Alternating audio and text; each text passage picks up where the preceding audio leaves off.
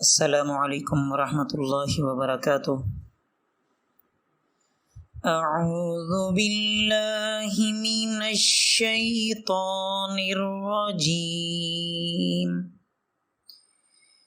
بسم اللہ الرحمن الرحیم۔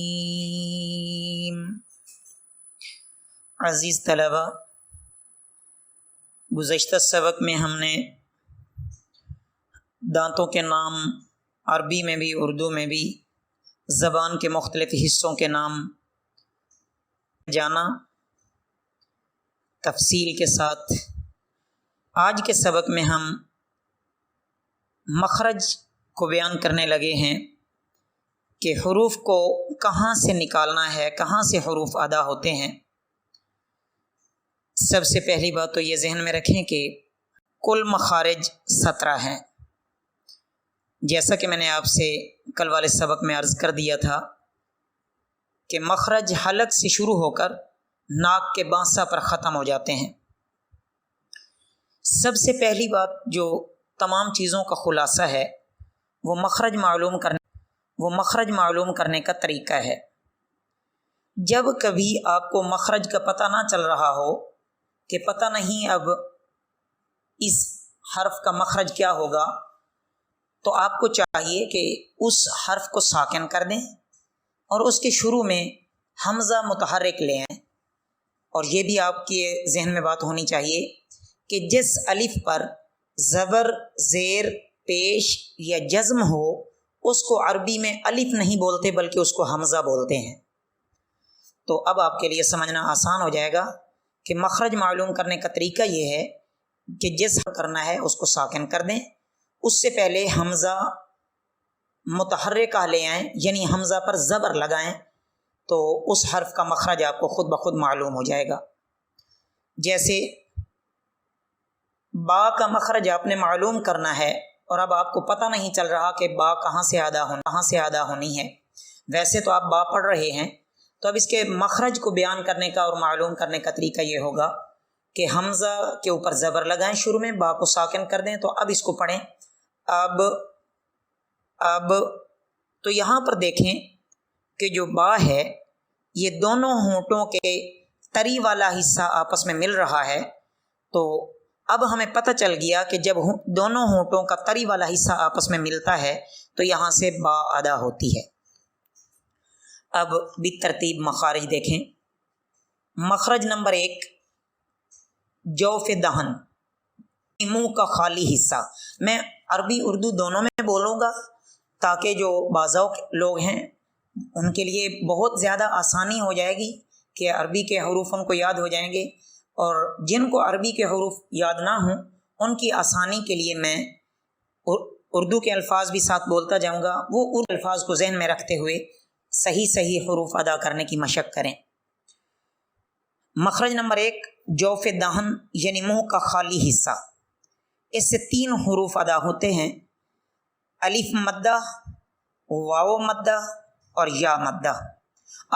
اس بات سے پریشان ہرگز نہ ہوں کہ یہاں ہم کیسے ادا کریں گے۔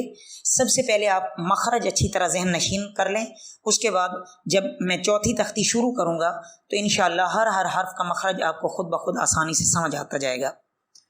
مخرج نمبر 2 اقصی حلق۔ حلق کے 3 حصے ہیں نا، یہ اقصی حلق سینے کی طرف والا جو حلق کا حصہ ہے، اس سے حمزہ اور ہا ادا ہوتے ہیں۔ نمبر 3 وسط حلق یعنی حلق کا درمیانی حصہ، یہ جو ابری ہوئی ہڈی آپ کو محسوس ہو رہی ہے حلق میں، اس کو درمیانی حصہ بولتے ہیں، اس کو وسط حلق بولتے ہیں۔ یہاں سے عین اور ہا ادا ہوتے ہیں، عین اور ہا ادا ہوتے ہیں۔ مخرج نمبر 4 ادنا حلق جو منہ کی طرف والا ہے، ادنا حلق جو منہ کی طرف والا ہے، اس سے غین اور خا ادا ہوتے ہیں، غین اور خا ادا ہوتے ہیں۔ اور یہی 6 حروف جو حلق سے ادا ہوتے ہیں ان کو حروف حلقی کہتے ہیں۔ چونکہ یہ حلق سے ادا ہوتے ہیں اس لیے ان کو حروف حلقی کہتے ہیں۔ مخرج نمبر 5 زبان کی جڑ اور زبان کی جڑ کے اوپر کا تالو، اس کو ادا کر کے دیکھیں۔ قاف. جی مخرج نمبر 6 قاف کے مخرج کے متصل، یعنی بالکل قاف کے مخرج سے تھوڑا سا ہٹ کے اس کے ساتھ ہی کاف کاف کاف یہ ادا ہوتا ہے. اس کے بعد مخرج نمبر 7 زبان کا بیچ، یعنی زبان کا بالکل درمیانی حصہ اور اوپر کا تالو، اس سے جیم شین اور یا غیر مدہ، یعنی جس یا پر مد نہیں ہوتی، اس یا غیر مدہ سے مراد یا لین ہے اور یا متحرک ہے. جو یا لین ہے اور یا متحرک ہے، یہ باتیں آپ کو آگے آ کے سمجھ آ جائیں گی. بس اتنا سمجھنے کی شین اور یا جس پر مد نہیں ہوتی وہ اس مخرج سے ادا ہوتا ہے، یعنی زبان کا بیچ اور اوپر کا تالو. مخرج نمبر 8 حافہ لسان اور اوپر کی 5 ڈاڑیں. حافہ لسان کہتے ہیں عزیز طلبہ زبان کا بالکل بغلی کنارہ، جو پیچھے ڈاڑوں کی طرف جا کے زبان کا کنارہ بنتا ہے نا، زبان کی سائیڈ، جس کو کروٹ میں نے کل آپ کے سامنے عرض کیا تھا، اس کو عربی میں حافہ کہتے ہیں. زبان کا وہ کنارہ جو ڈاڑوں کے ساتھ ملا ہوا ہے اور اوپر کی 5 ڈاڑیں، یعنی اوپر کی 5 ڈاڑوں کے ساتھ زبان کا وہ کنارہ جب ملتا ہے تو وہاں سے ضاد ادا ہوتا ہے. اس کی خوب مشق کرنی ہے، ورنہ کبھی تو اس سے کوئی حرف لوگ ادا کر دیتے ہیں، کبھی کوئی حرف ادا کر دیتے ہیں. تو صحیح ادا کرنے کا طریقہ یہ ہے کہ زبان کا بغلی کنارہ اوپر والی 5 داڑھوں کے ساتھ جب وہ لگے گا تو اس سے ضاد ضاد یہ ادا ہوگا. مخرج نمبر 9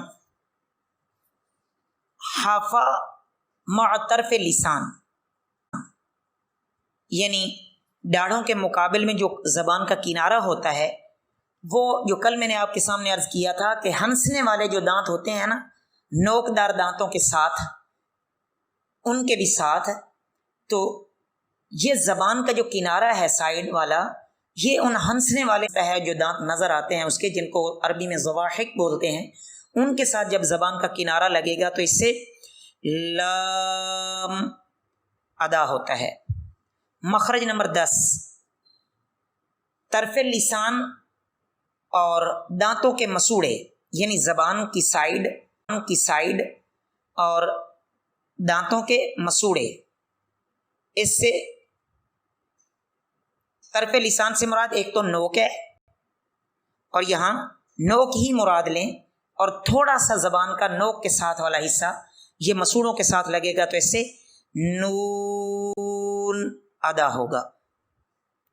مخرج نمبر 11 طرف لسان کی پشت اور مسوڑے.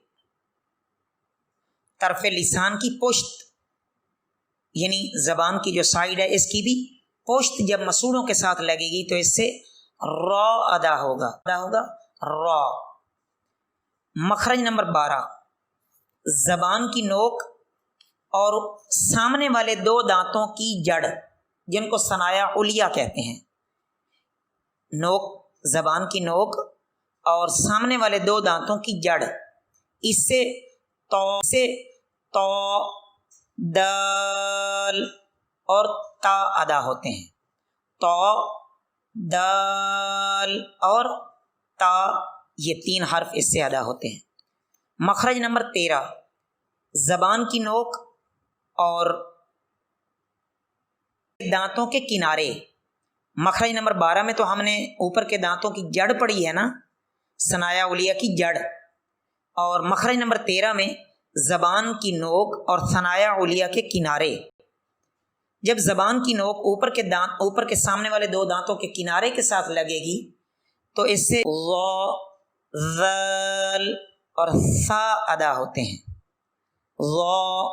ذال اور سا یہ 3 حرف ادا ہوتے ہیں.